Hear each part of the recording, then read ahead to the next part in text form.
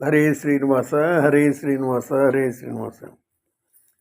ఇప్పుడు 50వ కీర్తన సాధన చేద్దాం. ಮುಂಜಾನೆ ಎದ್ದು ಸಂಜೀವನೆನ್ನಿ ಎಂದೆಂದಿನ ದುರಿತ ಹೋದವೆನ್ನಿ. ಮುಂಜಾನೆ ಎದ್ದು ಸಂಜೀವನೆನ್ನಿ ಎಂದೆಂದಿನ ದುರಿತ ಹೋದವೆನ್ನಿ. ವಾಯುನಂದನನೆನ್ನಿ ವರವಜ್ರಕಾಯನೆನ್ನಿ. ವಾಯುನಂದನನೆನ್ನಿ ವರವಜ್ರಕಾಯನೆನ್ನಿ. ರಾಯ ರಾಘವನ ಕಿಂಕರನೆನ್ನಿರೈ. ರಾಯ ರಾಘವನ ಕಿಂಕರನೆನ್ನಿರೈ. ಛಾಯಾಗ್ರಿಯನ ಕೊಂದು ವನಕೀರ್ತಿದಾನೆನ್ನಿ. ಛಾಯಾಗ್ರಿಯನ ಕೊಂದು ವನಕೀರ್ತಿದಾನೆನ್ನಿ. ಮಾಯದ ಲಂಕೆಯ ದಹನನೆನ್ನೀರೈ. ಮಾಯದ ಲಂಕೆಯ ದಹನನೆನ್ನೀರೈ. ಮುಂಜಾನೆ ಎದ್ದು ಸಂಜೀವನೆನ್ನಿ ಎಂದೆಂದಿನ ದುರಿತ ಹೋದವೆನ್ನಿ. ಪಾಂಡುಕುಮಾರನೆನ್ನಿ ಪಾಪ ಸಂಹರನೆನ್ನಿ. ಪಾಂಡುಕುಮಾರನೆನ್ನಿ ಪಾಪ ಸಂಹರನೆನ್ನಿ.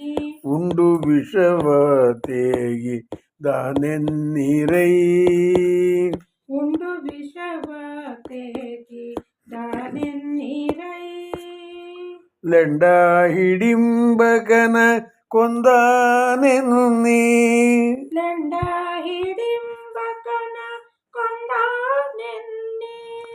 ಚಂಡಕುರ ವಂಶಗತ ನೆನ್ನಿರೈ. ಚಂಡಕುರ ವಂಶಹತ ನೆನ್ನಿರೈ. ಮುಂಜಾನೆ ಎದ್ದು ಸಂಜೀವನೆನ್ನಿ ಎಂದೆಂದಿನ ದುರಿತ ಹೋದವೆನ್ನಿ.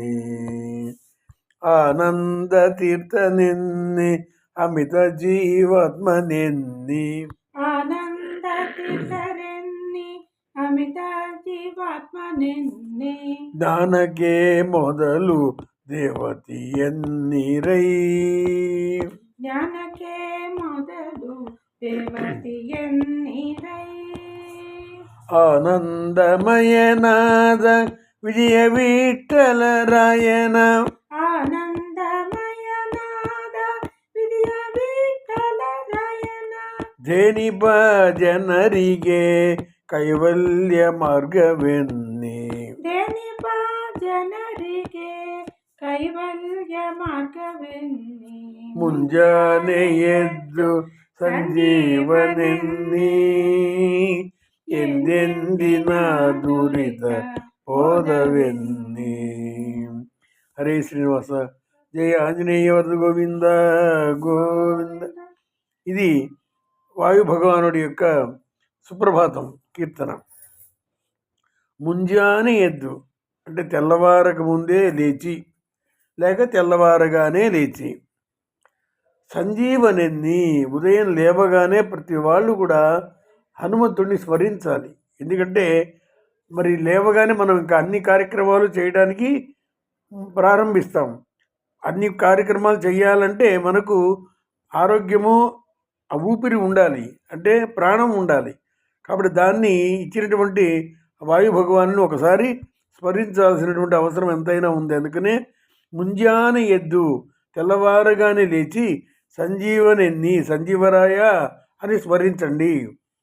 ఎందెందిన దురితములు అంటే పాపములు, ఎప్పటి నుండో ఉన్నటువంటి పాపములు సమూహం ఉందే అవి పోదవెన్ని పోయినాయి అని కూడా సమసిపోయినాయి అనండి. ఎందుకంటే ఆంజనేయ స్వామి వారిని తలుచుకున్న తర్వాత ఇంకా పాపములు ఉండటానికి అవకాశం లేదు. సూర్యుడు ఉదయించిన తర్వాత చీకటి ఉండటానికి ఎలా అయితే అవకాశం లేదో అలాగా.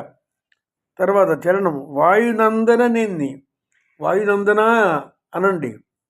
వర వజ్రకాయనెన్ని వజ్రకాయుడా అనండి. రాయ రాఘవన కింకర నెన్నిరై, రామరాయుడు అంటే శ్రీరామచంద్రమూర్తి యొక్క కింకర అని అనండి.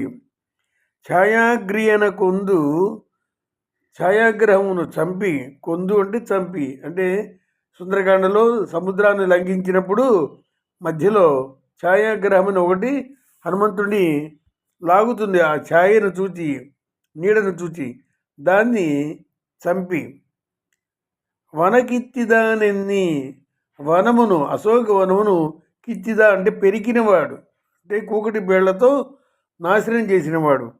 మాయదాలంకయ్య, ఆ మాయాలంకం, లంకానగరం, మాయదాలంకయ్య మాయానగరం అంటే లంకానగరం, దాన్ని దహననెన్నిరై, దాన్ని దహనం చేసినటువంటి మహానుభావుడు, దాహకుడు ఆయన, అంటే దహనం చేసినవాడు అని అర్థం.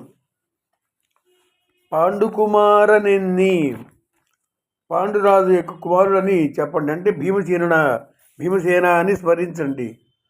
పాప సంహారనెన్ని, పాపములను సంహారం చేసేటువంటి వాడు, పాపములను నశింపజేసేటువంటి వాడు భీమసేనుడు.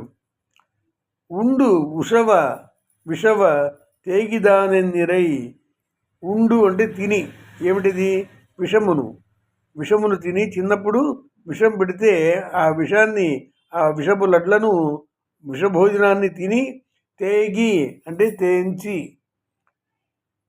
అంటే అంత కడుపు నిండా తిన్నాడు, విషాన్ని తిని అరిగించుకున్నాడు, తేపు వచ్చింది. విషవ తేగిదానెన్నిరై, విషమును భుజించి త్రేయించినవాడా అనండి. లెండ బహి హిడింబగన కొందనెన్ని, హిడింబను చంపినటువంటి హిడింబాసురుణ్ణి చంపినటువంటి వాడా అనండి. చండకుర వంశహత నెన్నిరై, చండకుర అంటే కురు వంశాన్ని మొత్తం నాశనం చేసినటువంటి నాయకుడా, కురువంశ హతకుడా అనండి. అంటే భీమసేనుడి యొక్క జీవితాన్ని అంతా కూడా ఒక చరణంలో చెప్పి అటువంటి వీర భీమసేనుడిని స్మరించండి. ఆనందతీర్థనెన్ని, ఆనందతీర్థ అనండి, అంటే మధ్వరాయ అని. ఇప్పుడు నిన్న విశేషం ఏంటంటే ఆ అయోధ్యలో మొదటి ద్వారానికి మధ్వ ద్వారం అని పెట్టారు పేరు. నిన్న అయోధ్యలో దాన్ని ప్రారంభం చేశారు కదా, జెండా ఎగరేసి. దాంట్లో మొదటి ద్వారానికి ఏమని పేరు పెట్టారంటే మధ్వ ద్వారమో ఏదో పెట్టారు, మధ్వాచార్యుల వారి యొక్క పేరుతో పెట్టారు అది. కాబట్టి ఆ విధంగా ఆనందతీర్థనెన్ని, అమిత జీవాత్మనెన్ని, అమిత అంటే సమస్త జీవులకు ఆత్మ అంటే ప్రతి వాడిలో, ప్రతి జీవరాశిలో వాయుదేవుల వారి యొక్క సన్నిధానం ఉంటేనే వాడికి జీవితం ఉన్నట్టు లెక్క. కాబట్టి అమిత జీవాత్మనెన్ని, జీవోత్తముడా అనండి, జీవులలో ఉత్తముడు ఆయన. జ్ఞానకే మొదలు దేవత ఎన్నిరై, జ్ఞానమునకు ఆదిదేవుడా, ఎందుకంటే సర్వజ్ఞుడు ఆయన. అందరూ సర్వజ్ఞులు కాదు, కొంత తెలిసిన తర్వాత నాకంతా తెలుసు అంటుంటారు.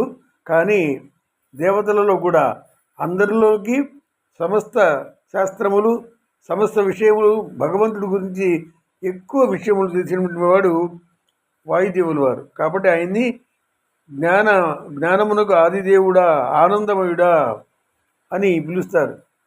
ఆనందమయనాద విజయ విఠలరాయన, ఆనందమయుడైన విజయ విఠలరాయుడు అంటే శ్రీమన్నారాయణమూర్తి, అంటే శ్రీ పాండురంగడు. ఆయనని ధేనిపజనరిగే, ఎవరైతే సేవిస్తారో ఆ సేవించు వారికి కైవల్య మార్గమేన్ని, మోక్షాన్ని అనుగ్రహం చేసేటువంటి వాడు. మోక్షాన్ని ఆయన ఇప్పిస్తాడు.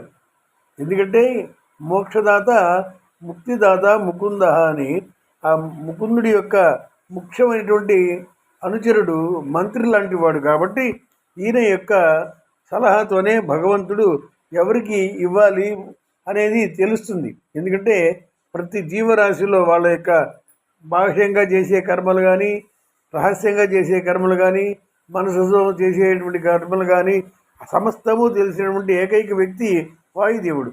కాబట్టి ఆయనకి సమస్తము తెలుసు కనుక భగవంతుడికి ఆయన సలహా ఇస్తాడు. ఈ జీవరాశికి ముక్తినివ్వచ్చు, వీడికి ఇవ్వాల్సిన అవసరం లేదు, వీడిని అనుగ్రహం చేయవచ్చు, వీడిని అనుగ్రహం చేయకూడదు. ఆ రీతిగానే విభీషణుడిని అనుగ్రహం చేయాలని కోరాడు రామచంద్రమూర్తి. విభీషణుడికి పట్టాభిషేకం చేశాడు. రావణాసురుడిని సంహరించమని కోరాడు, సంహరించడం జరిగింది. అలాగే సుగ్రీవుడికి వత్తాసు పలికాడు, సుగ్రీవుడు రాజైనాడు.